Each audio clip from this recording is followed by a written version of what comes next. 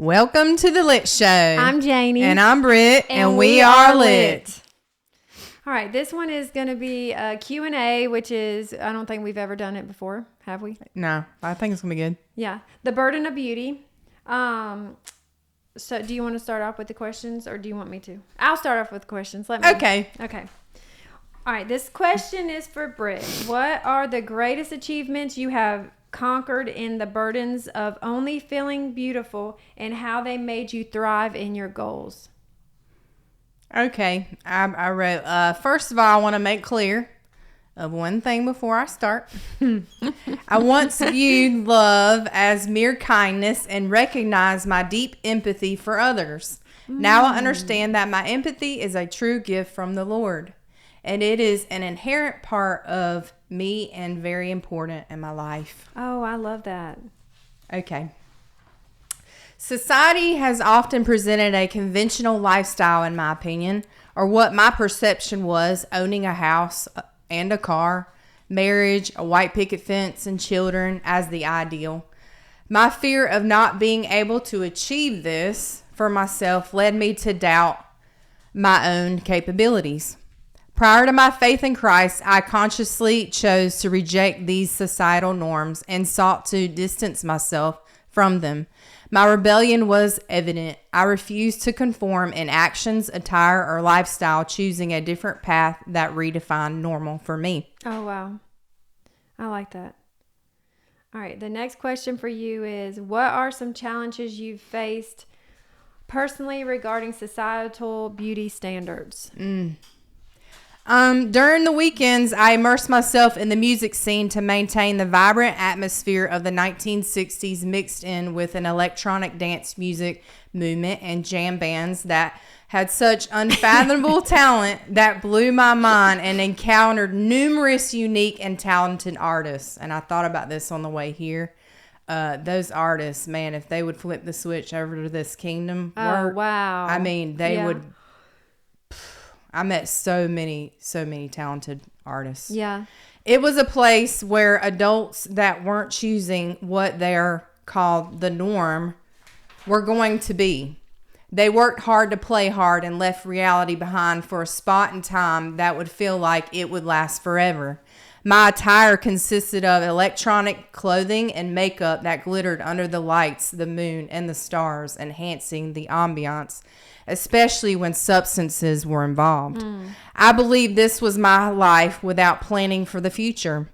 I experienced what I thought was true love and peace, surrounded by music, laughter, smiles, and hugs, which made me feel appreciated and beautiful.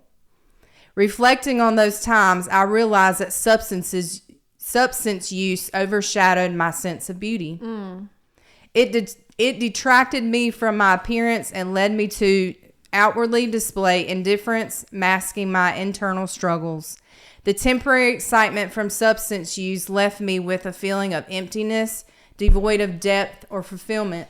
Enjoying a societal lifestyle was exhilarating and enjoyable initially, but each time I had to return to reality and confront my personal challenges, which persisted for an extended period. From the age of 18 until 39, I engaged in a party-centric lifestyle, yet had also had trauma happen to me in my childhood as well. So beauty, I didn't understand it. Yeah. That was the answer I could give for that. Yeah. Yeah. No, that makes sense. In your opinion, how does the media contribute to the burden of beauty? The medium one? I believe it causes women and men to body shame themselves, to feel less than, to feel unworthy at times, intimidated by others and comparing to their status quo. Social media often encourages individuals to constantly strive for more accomplishments, more possessions, more appearance enhancements, rather than embracing the idea of being sufficient as we are. This contrasts with the truth that we are enough and loved by God, which can cause a deeper battle within when not fully understanding and believing that. Oh, yeah. That's good.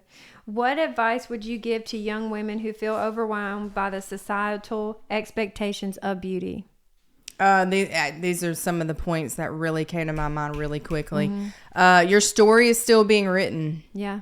Find your creator that will align you with the best outcome for your life. No one's focused on your clothes. What matters is within. Outward beauty fades, but hearts can keep growing forever.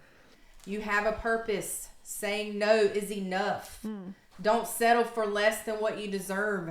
You don't need to climb a ladder or run races to achieve success in society. It often leads you to loneliness. Choose yourself first. It's not selfish. That's huge. Yeah. Discover your true self, strengths, goals, and standards. Don't stay where you're not appreciated. Dress modestly to let others see your true self. Your body is a temple. Take care of it. Show yourself grace and value in who you are. No one will love you like you can. And lastly, know your worth. Yeah. Amen. Can you share a personal story or experience where you felt the weight of beauty expectations? There were individuals I noticed in the lifestyle I used to live in. Although there were not many, a few caught my attention at music shows or festivals. They seemed content without needing to use drugs or drinking alcohol, merely enjoying the friendships and the music.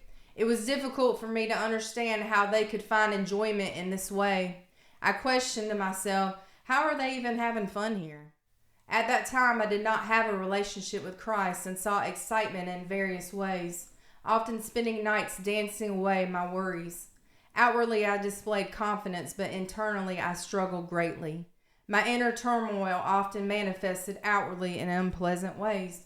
I felt overwhelmed by emotions such as anger, frustration, shame, guilt, and body image issues, leading to a profound state of depression and sadness.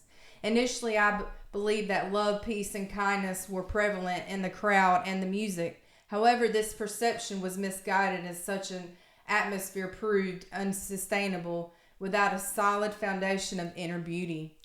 Over time, I began to feel a loss of self-worth upon entering these environments. I started to attach myself to others and their identities, selectively adopting traits from those I encountered to imitate them. I sought approval and confirmation that I was good enough, pretty enough, smart enough, and worthy enough from those I interacted with. If someone did not like me, I would try to please them to gain their approval, believing that was all I was worthy of. I prioritized others over myself and never recognized the potential, the inner beauty was within me. I let societal expectations dictate who I thought I was supposed to be. The value I placed on others' opinions formed the foundation of my perception of true beauty, and I lacked the boldness to find beauty within myself. I know now that in my past, I was idolizing music and people. Putting these two things before God had left me broken enough for me on my path. I often told myself that attending one more show, one more party, or one more concert would help me discover true joy.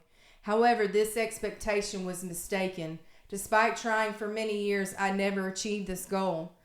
It was all an illusion, not the reality I was truly seeking until the day I met Christ, September 11th, 2021. Wow. Yeah, idolizing music and people. Yeah. I didn't know any different. That's what I knew. That's what I thought beauty was. I was mistaken. Yeah. For so long, I didn't understand. Yeah.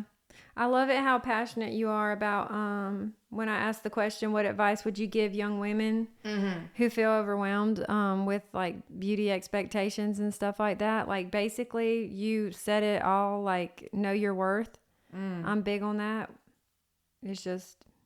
That's what the Lord needed for me to see. Yeah. Wow. And when it hit me hard, like a slap in the face. Yeah. Yes. That's powerful. Right there. Yeah. I love that. Yes. You ready for your question? Yes. What are the greatest achievements you have conquered in the burdens of only feeling beautiful, and how have they made you thrive in your goals? Learning to see my intelligence and value beyond my appearance. For so long, I relied on my looks to be seen and to navigate the world, but that came with the deep insecurities, wondering if people would still respect or value me if my beauty wasn't the first thing they noticed. My mom, like growing up, I just remembered this, like whenever you were asking me these questions, I was like, man, you should have asked me these questions before I wrote my book. Like, cause I was thinking like, wow, this could have pulled some stuff out of me. But I felt like my mom, she like always taught that, like, you know, your looks are, you know, like they can be changed. Something can happen. Like, I mean, we see people all the time, like on the internet, on TikTok or on Facebook feeds, reels or whatever they're called, you know, where people have gotten in a fire accident and they were Mutilated. beautiful and their faces are That's right. 3rd degree plus burns, you know, and they're not like, you know, they're still beautiful within, but they're not beautiful on the outside. And that weighed a lot for me, because I was always would wake up like, okay, is it the last day? You know, like, is this over? You know, I always felt like that. It's like idolizing your beauty, like with my hair. Yeah. I try not to idolize my hair because I could lose it. Yeah. We can't idolize anything. Yeah. Right? This girl lost her whole scalp by her know. hair getting stuck in a go-kart to ride at like a go-kart place. Her hair got stuck in the motor and ripped her scalp off with her hair. So yeah, it's temporary. Yeah, so every day that we pray, we need to thank God for our hands and our feet and our health. So y'all young girls that are running around being bullies because you look good, you could lose it. Just let's make that clear. Because I will tell you one thing, I was never a bully. No. Like, I definitely had a heart for people. Like, I wasn't trying to pick on people. I wasn't trying to be rude. Now, I did hang out with some people that did, but, you know, I should have probably stopped that. But in saying all that, like, bullying is just terrible. I think we were all ingrained with empathy. Yes. Yeah. Yeah, that's what I would call it, definitely. Yes. All right, what's the next question? Can you speak about your first experience when you discovered the heaviness of your beauty being a burden, and describe how it made you feel? I always felt it, even as a young child, but as an adult was the first time I truly felt the weight was when I worked in a professional setting and realized that my appearance was being noticed more than my intelligence and capabilities. I remember when this was happening. Yep. Because I was just like, whoa, I'm like way smarter than you guys are even like acting like I am. I know. It would make you so mad. You come to the salon afterwards just spitting fire, sometimes tears. Yep. It made me mad too. Yeah. I know that's right. I know they don't treat you like that no more. They sure don't. Especially when I come up in there. They sure don't. What was the true ultimate turning point for you to discover you wanted to change your thought process of wanting to just be more than pretty? From day one, I never wanted or felt like it was okay to be seen as just pretty. I never had the thought process that beauty alone was enough. It was never just okay to be pretty. In my book, I talk about the exchange of compliments, how people often trade words like you're so pretty or you're so beautiful as if it's the highest form of praise, but I never felt like that was necessary. Why should beauty be the first thing that people acknowledge? Why should it be a default compliment? Like, they're so just like full of it. Like, you're in the grocery store. Oh, I like your pants. You just want to talk to her. You don't like her pants? You would never wear those. They're just saying it because they feel guilty about them not liking it at first, so they have to push out good. But it's like, maybe that's some of maybe that's some of like people's thought process. But like, you'll never catch me giving a compliment. Have you ever caught me giving a compliment if I don't feel it? Yeah, because you're lying. Yeah, like people are like, oh my gosh, your baby's so cute. No, he ain't. He's got boogers hanging out of his face and cookie from breakfast on it. Yeah. Like, how is this baby cute? He is messy. So why don't you go hold that baby and kiss all over him if he's that cute? No, you're going to wipe him up first. Let's be real. It's one of the commandments not to lie. Yeah. So, even if you're doing it Well, inside. I can tell you probably like a lot of times in my past, I feel like maybe people would talk to me and say, "Oh, her eyes are so pretty," to talk to my mom. You know what I'm saying? Yeah, like just want to have conversation with her or whatever. Like, right. I mean, yeah, I know that my eyes are really pretty, and I get like a lot of eye compliments like daily, and you know, but it's just not necessary. You know, Just like the guy at the race that came up. Oh, ew, gross. Ew. You know how we could sit here for hours and talk about the people that's giving us compliments. Yeah. Like, ew. We were serving for the Lord. Yeah. And this guy comes up and was like, wow, didn't even say hey. Yeah, that's said, so rude to me. Wow. It's so rude Like to he's me. never seen a pretty girl. But the bad thing is that girls like us don't accept that. So we would never be with someone like that because we know our worth. Let me tell you something. My husband did not come up to me giving me compliments. Okay? Right. He was smarter than that. Mm-hmm. He knew that was not the way to win me over. No, it's right here. Exactly. Yeah. And I can tell you from past experience, the people that I've dated for a lengthy time, like 50 Cent, for examples, he sure didn't come up to me hollering at me like that. No. Yes. He sure didn't try to like do anything crazy like the text message that you just received. No. Yeah, what a joke. And then you're like, well, he liked the picture with me holding my Bible. I'm like, to begin with, it was all good. I was like, Matthew, what a name, you know. Yeah. Now I want to say, Matthew, you need to learn your book. Yeah, buddy. yeah. But you know, dude, you should have sent him that. Yeah, but that would have been the energy. I don't have the energy for. All right, then anymore. pass over the phone. I'll live through you. I got all the energy in the world. But I mean, to me, like, okay, I know you saying you don't have the energy, but what if God put you in his path to shut that down? To say like, dude, you know, this is you're proclaiming you're a Christian. This is all the Bible verses that you should wait to be intimate with somebody until you get married.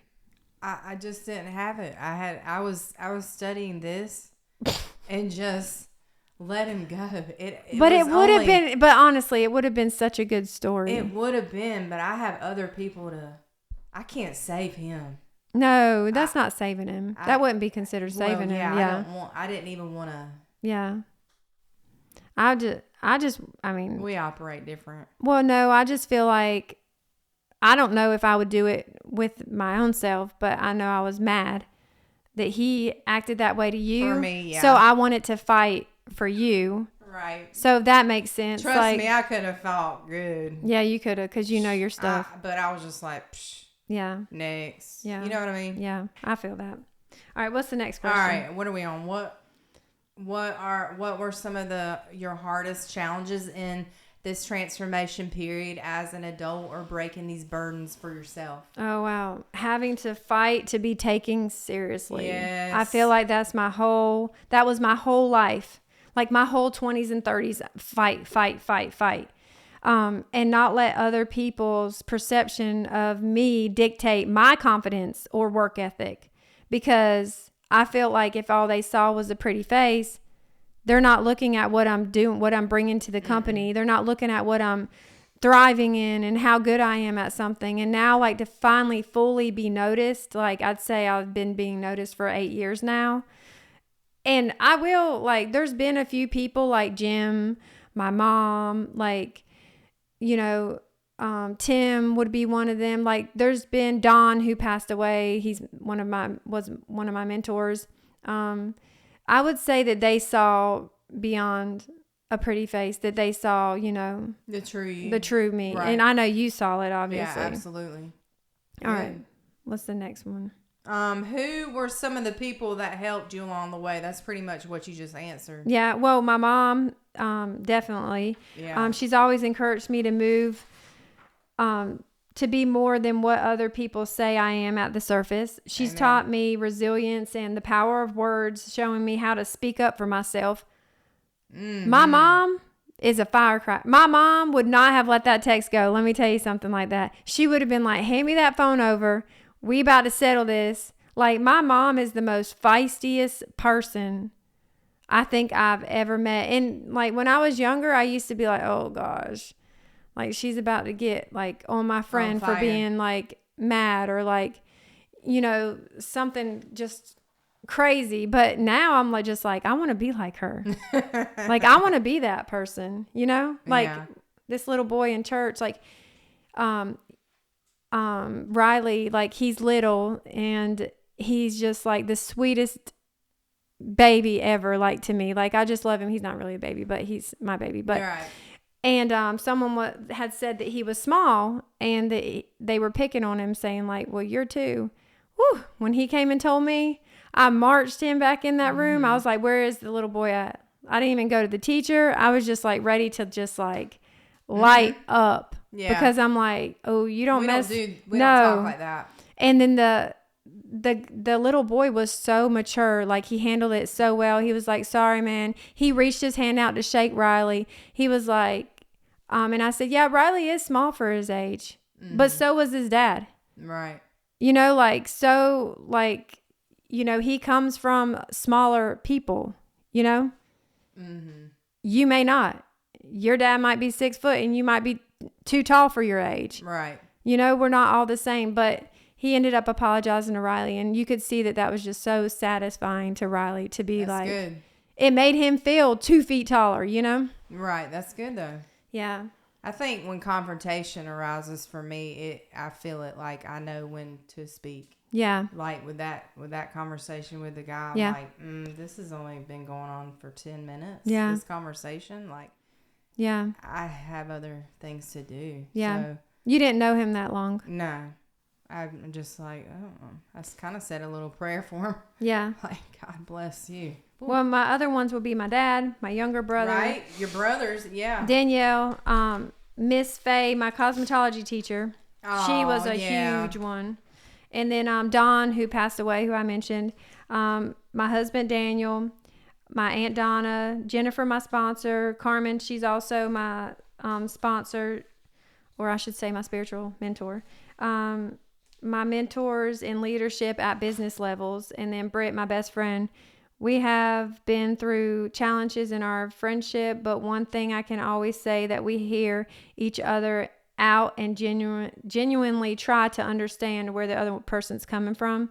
And like we've said before in our podcast, like I definitely would recommend like finding someone like Britt. Somebody to fight for. You need to find your Britt. I was waiting for you to say my name. The last but one is the best one. Yes. And the best. Exactly. With you being a go-getter type of woman, what challenges are you going through currently to overcome your fears? You're just saying you're on fire. You're just like, I don't even know. I have fears. I feel you're just like, just let's go. I know when you say that, it's just like I can't think of any fears that I have, and you know, probably Jennifer, my sponsor, could probably pull some out of me, but I feel like I don't give myself time to fear, like the whole situation where me and Daniel have had like a life-changing situation, and I'm not scared. I'm tackling it, you know, like I'm not going to let the enemy take me down. I kind of just feel like I'm like almost like, I don't want to say a Goliath, but maybe a David. Like I just feel prepared. Like, look, even if I have a little slingshot, I'm still going to take someone down. Like that's just how I feel. I feel like, you know, you're pushing through with your cross. You're just nailing it. Yeah. And I'm built, like God tells me, like I'm built for every battle. That's right. Like, so I'm built for this. He's got you. Yeah. I mean, it's you're like, you gain trust. Yeah. And you gain faith, and this is where you are in your growth. And I think it's amazing. Mm-hmm. Yeah. Like I look up to that. That's like, I'm only 3 years in, almost 4. Yeah. I'm like, I'm going to be like that. Yeah. Mm-hmm. That's awesome. I love it. All right. Remember, beauty in its truest sense is not about meeting external standards, but about embracing our uniqueness and understanding our worth in God's eyes. Thanks for watching. And stay lit. Yeah.